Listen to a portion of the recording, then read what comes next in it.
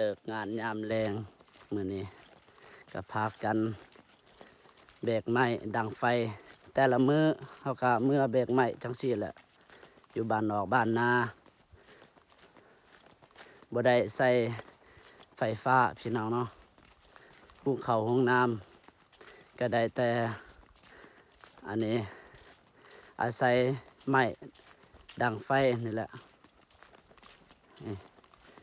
เมื่อกับอีพอแล้วก็น้องชายลูกน้าบ่าวคำชวนเพิ่นมาอยู่กับหลายเดือนแล้วเด้อยู่น้ำบาวซีเนี่ย